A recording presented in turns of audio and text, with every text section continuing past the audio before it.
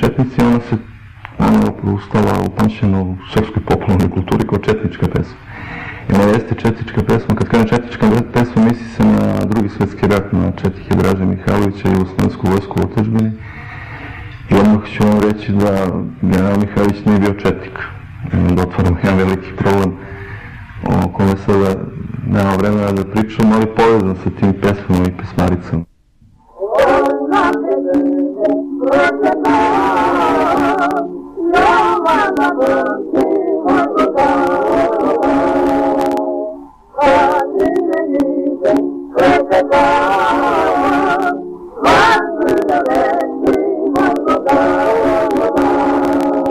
Originalan naziv te pesme je pesma Jovana Bobunskog. Reč je o četničkom vojvodi iz Makedonije. Dakle, o pokretu koji je mnogo ranije nastao u vreme, znači kada su ustaše bile u Raškoj, tada su bili, dakle, četnici i četvovođe su bile u Makedoniji. Naravno, istoričari će to odmah lako da povežu, a eto, tada je nastala i ta pesma koja je naravno kasnije pripisana sasvim nekom drugom pokretu. Prve gerilce srpska vlada uopšte je slala u Prvom srpsko-turskom ratu 1875-1876. godine. Slala je gerilce u današnji teritoriji istočne Srbije, koja je tada bila u sastavu Otomanske imperije. To su ta 4 okruga, Niški, Venski, Pirot, Carigrad, koji su na Berlinskom kongresu pripali Srbiji. Mi smo istrali Turke odatle i tu su i Crnogorci ratovali sa nama. I kao pripremu regularnih vojnih jedinica srpska vlada je slala gerilce. Oni su se zvali Ustaše. Dakle, Ustaše je srpska reč. Tačnije rečeno Ustaši, što znači ustanici i gerilci. I onda je to kasnije, na zemlje već na koji način, kada uzeti taj termin četnik, čovjek koji četuje. A inače, to ja kad kažem, braći Hrvatima, oni mi ne veruju, kad provede vere. Ustaše je srpska reč, tako da su nam i u tom domenu ukrali dela naše istorije. Malo se šalim, ali prosto Balkan je čudo od istorije, geografije, podneblja, klime i prostora. Ljudske sudbine su izmešane, pomešane i ko želi da to razdvoji, taj obično izazove rat. Pesma Spremite se, spremite četnici je nastala u prvoj deceniji 20. veka. Pretpostavlja se negde oko 1908. godine, negde posle 1907.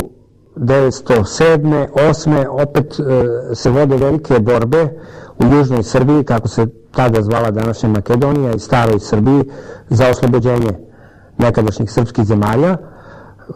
Za to se bore četnici, koji su delimično iz tih krajeva, a delimično dolaze mladi oficiri željni borbe iz Srbije, dobrovoljci. Mnogi od njih su u tom periodu negde do balkanskih ratova izginuli u borbama, a jedna od prvih velikih borbi je bila u selu Drenovu, gde su se sukobili sa Turcima.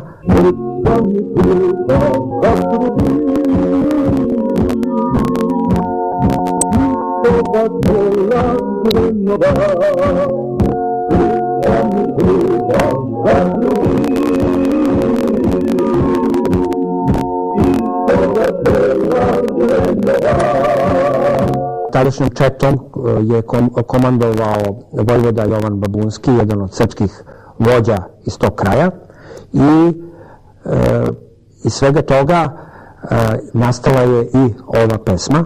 I onda su se pravile različite pesme i propaganda je smišljala te pesme. Jedna od tih pesama Spremite se, spremite četnici, silna će borba da bude. I to se vezuje i za Drugi svjetski rat. Ja sam stvarno ne znam da li neko pevao tu pesmu u Drugom svjetskom ratu od četnika kad se jedu u Zlogorsku vatru, ne verujem u to. Ali to je jedna pesma koja je postala simbol i znak prepoznavanja za antikomunizam posle Drugog svjetskog rata. Dakle, svi ljudi moji godine i stariji od mene pamte to vreme, neko više, neko manje. Kad je slava ili kad sediš u kafani, posle ponoći zapevaju se te pesme, pa ti dođe policija i spakuje tu zatvor. I to je postao prosto simbol, ali ti ljudi koji su koristili taj simbol, oni su ga vezivali za Dražu Mihajlovića i za četnike iz Drugog svjetskog rata.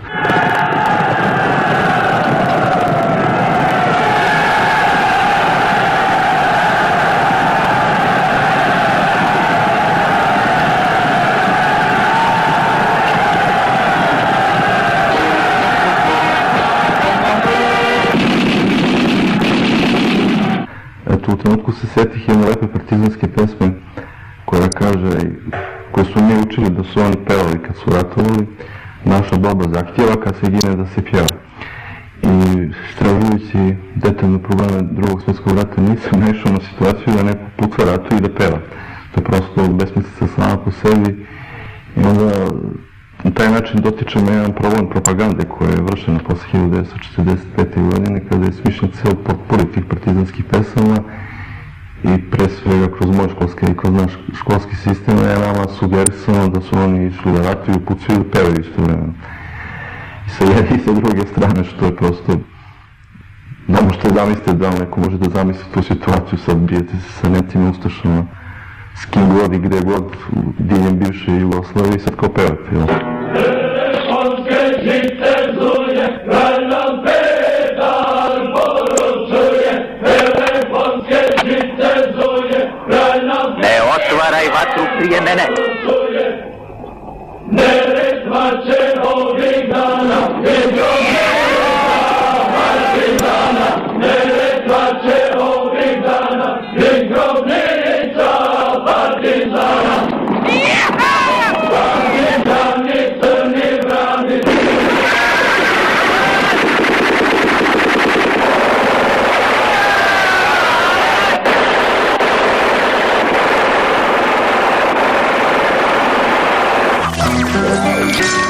Postojalo je više izvođenja te pesme. Skoro se na internetu pojavila komitska pesma, jer je ona poznata pod tim imenom. Izvodi je Tamburaško društvo Jugoslavija. Snimak je iz 1924. godine.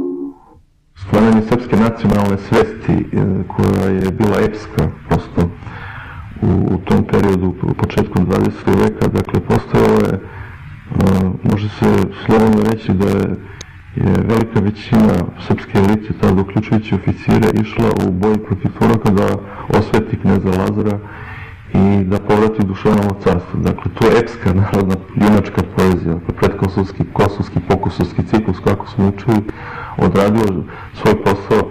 A za vreme rata, kada je ta pesma takođe bila popularna, naročito na početku rata, u vreme kada su Sjedinjene Američke Države i Engleska podržavale borbu Jugoslovenske kraljevske vojske u otadžbini na čelu sa pukovnikom, kasnim generalom Dragoljubom Dražom Mihajlovićem. Ta pesma je ponovo snimana, između ostalog snimio je čuveni predratni pevač Ede Ljubić, koji je na početku, odnosno pred početak rata otišao u Ameriku. Snimljeno je još jedno izvođenje i naravno ona se pevala negde do 44. 5. godine.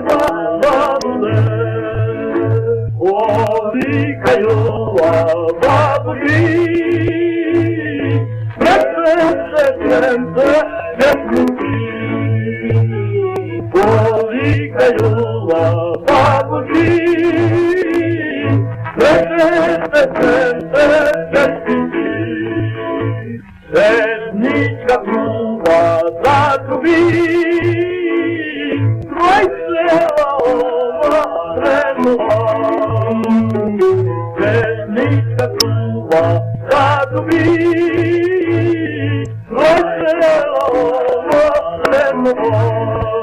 Guardate pulche, urche, guardate come urche, guardate pulche, urche, guardate come urche. Ja sam našao u arhivu Vrhovne ekonomije, postoji propagandno odeljenje i to su pesme, njih 113 pesama, koje su ja čak objavio kao i knjigu. Grupa i sramota, ali nema veze knjiga. Ali to nisu pesme koje su pevali četnički borci, sad prosto nisam podsjetio, nisam proverio svoje znanja, pa sad iscitiram te pesme, ali to su postali ljudi koji su pisali pesme i sada to kao služi kao propaganda, ne znam, to se širi diljem Srbije i preko Drine gde god su postali četnici, pa je to kao jedna vrsta informacije. Evo šta je bilo, na primjer, kod Niša tamo, kako smo se tukli, to čitaju ljudi u, nemam pojma, Bosanskoj krajini tamo koji... To je trebalo da bude kao nešto da se nadahnju, kao da se nešto ispeva.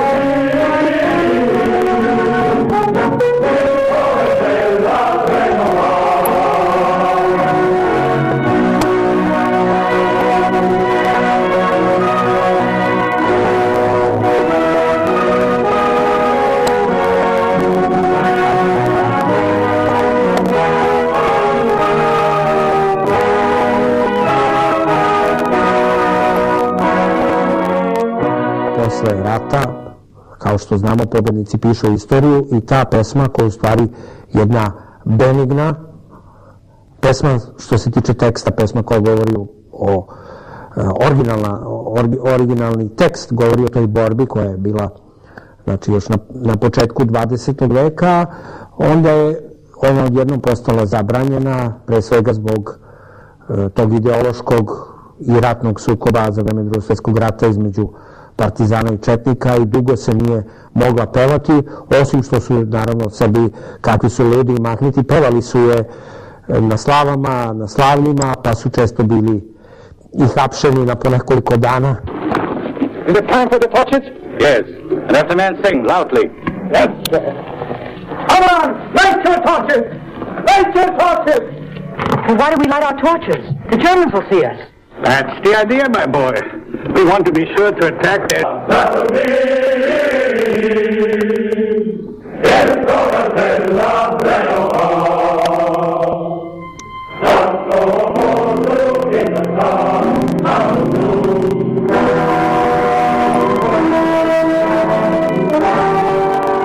Our reconnaissance reports that the Chetniks are heading for the foot of the Gatsko Pass hill. What? Yes, sir. They are lighting their various torches. Good. They better be standing. You see, they are complying with our terms. Behold. Gatsko Pass!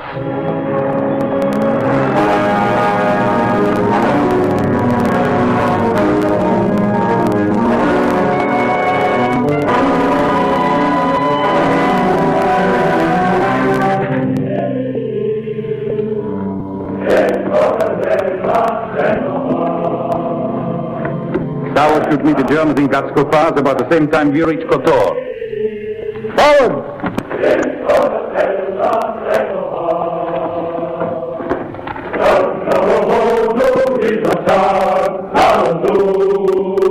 Najveći je problem kad se jednom narodu izbriše sećanje. Ili kad to sećanje na jedan drugačiji način ponovo počne da mu se sa drugačijim konotacijama koje zloupotrebljavaju, to sećanje počne da mu se ubacuje u glavu.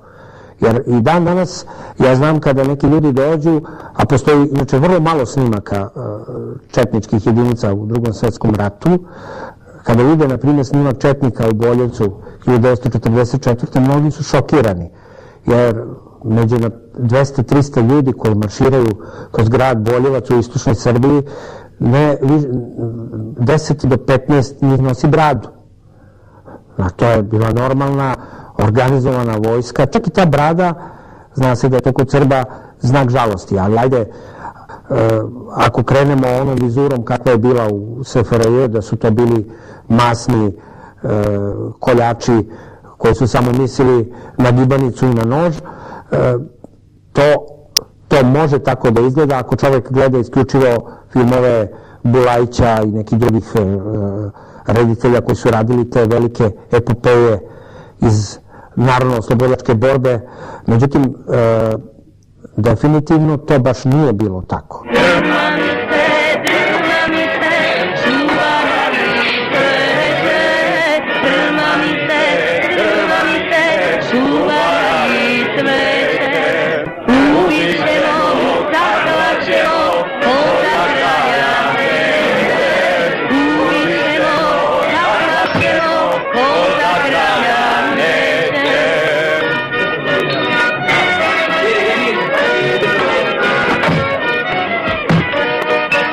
Kada se snimao film na Neretvi, onda je trebalo da, između ostalog, da bude tonski zapis pesme Spremte se, spremte četnici. To je radio muški hor Radio televizije Beograd i to snimanje, zapravo ta pesma traje 2-3 minuta. Međutim, to se satima snimalo.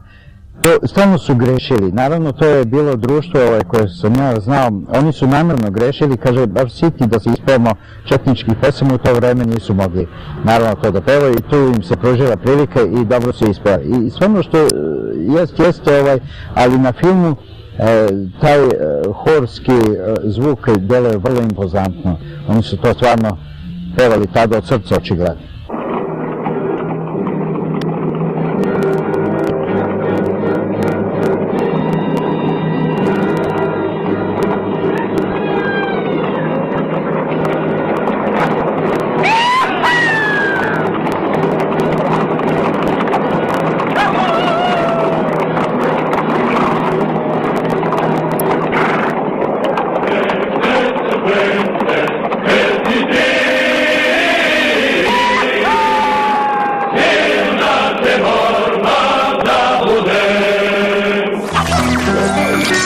Može da se ta pesma čuje na mnogo mesta u negativnom kontekstu, naročito u serijama dokumentarnim koje su rađene na temu Drugog svjetskog rata. Tada su i korišćeni odnosno neki od ovih materijala iz Boljevca, ali su to retki snimci četnika koji su sačuvani iza Drugog svjetskog rata i tada su ti delovi kada oni marširaju ili kada igraju kolo ili kada polažu zakletvu ispred crkve, oni su puštani u negativnoj konotaciji uz naravno već pripremljen tekst i uz tu pesmu koja je naravno bila promenjena što se tiče teksta jer je u njoj sada spominjan Draža Mihajlović, a naravno on je smatran najvećim zločincem Drugog svjetskog rata. Međutim, i tu se radilo vrlo selektivno. Nisu korišćeni svi materijali, jer na tom filmu postoje materijali u kojima se pojavljuju američki piloti koji su spašeni za vreme Drugog svjetskog rata od strane četnika. Jednostavno, ti delovi nikada nisu prikazivani, znalo se šta je na njima i znalo se šta to može da izazove.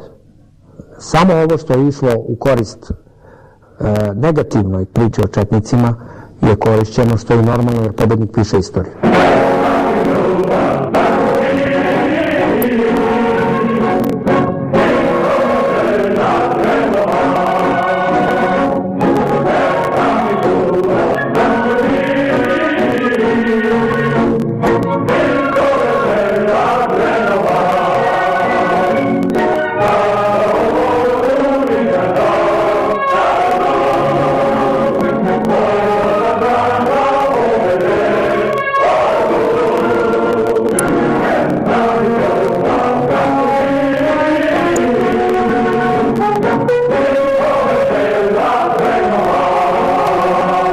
Došlo je vreme bez ideologija i vreme će pokazati šta je zaista bilo u Drugom svjetskom ratu, da niko nije bio apsolutno čist, ali očigledno da je to bila jedna teška i krvava borba između dva suprotstavljena tabora koja su oba bila za oslobađanje zemlje, ali su jedni bili za ostanak onog starog legalnog sistema, a drugi su hteli da uvezu iz Sovjetskog saveza socijalistički sistem i da zemlju postave na potpuno druge osnove, što im je usled raznih političkih događaja koji su im išli na ruku na kraju i uspelo.